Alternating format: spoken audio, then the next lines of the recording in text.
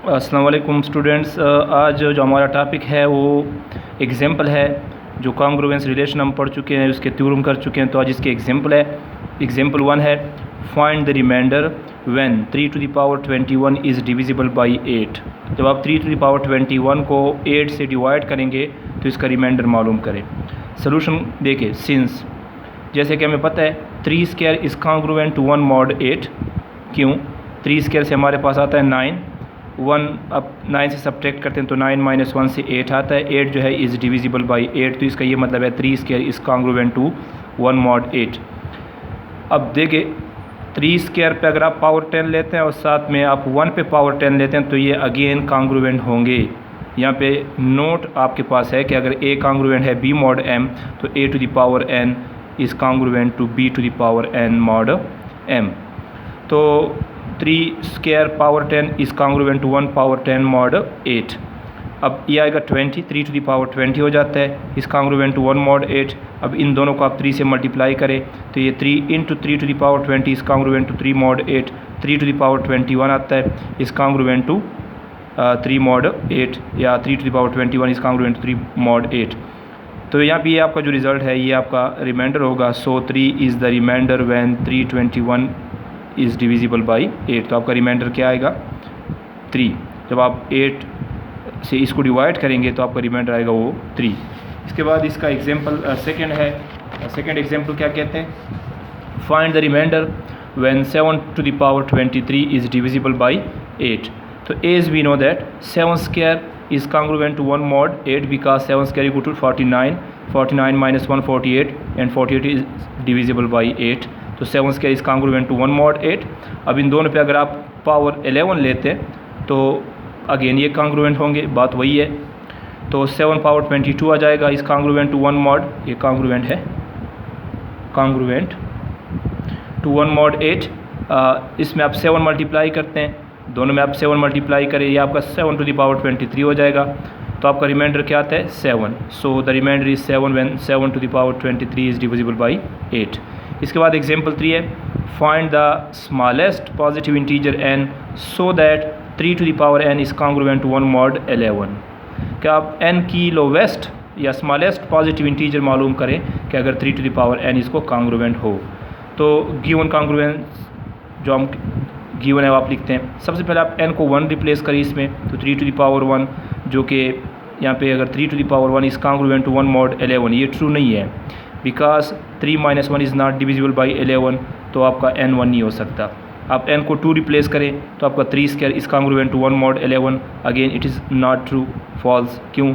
9 आता है इससे, 9 - 1 से 8 आएगा, and 8 is not divisible by 11। तो एज यहाँ पे मैंने हवाला भी दिया हुआ है कि 11 डज़ नॉट डिवाइड 3 स्क्वायर - 1, तो 3 square is not congruent to 1 mod 11। Similarly आप n को 3 रिप्लेस करते हैं, again it is not true. 4 replace करेंगे तो नॉट ट्रू। जब आप 5 रिप्लेस करते हैं तो 3 टू द पावर 5 इससे क्या आता है? 243 - 1 242, एंड 242 इज़ डिविजिबल बाई 11। तो इसका ये मतलब है कि 3 to the power 5 is congruent to 1 mod 11। यहाँ पे मैंने हवाला दिया हुआ है कि ये चूँकि इसको तकसीम करता है और तो ये कॉन्ग्रुएंट है। तो इसमें आपका जो आंसर आ जाता है कि लीस्ट पॉजिटिव इंटीजर जो आपका होगा वो 5 होगा। मे बी से आप आगे जाएं तो n के वैल्यूज़ आ सकते हैं, लेकिन इसमें लोवेस्ट जो आपका होगा वो 5 होगा। तो रिक्वायर्ड वैल्यू ऑफ n जो यहाँ पे हमसे find the smallest positive integer n, तो required value of n is 5। Example 4, if a is congruent to b mod m, और साथ में a comma m they are relatively prime equal to 1, then show that b comma m is also relatively prime, they have nothing in common except 1। अगर a और m इन दोनों का greatest common divisor 1 है तो b और m का भी greatest common divisor 1 होगा। हमें गिवन कॉन्ग्रुएंट जो हमें दी गई है कॉन्ग्रुएंस, तो given that a is congruent to b mod m, और साथ में ये भी गिवन है we have to show that b comma m equal to 1। अब देखिए जैसे एक गिवन है कि a is congruent to b mod m, तो m डिवाइड्स a - b। जब आप a - b को m से डिवाइड करेंगे तो कोई रिजल्ट आएगा जिसको हम p कहते हैं, p बिलोंग्स टू z, और a - b आपका हो जाएगा pm, और b को आप राइट पे शिफ्ट करते हैं तो प्लस। अब सपोज़ करते हैं कि b कामा m d के बराबर है, इसको आपको इक्वेशन दे तो इसका ये मतलब होगा, ये इसका ग्रेटेस्ट कॉमन डिवाइज़र कि b और m का ग्रेटेस्ट कॉमन डिवाइज़र हम d के बराबर लेते हैं तो d divides b and d divides m।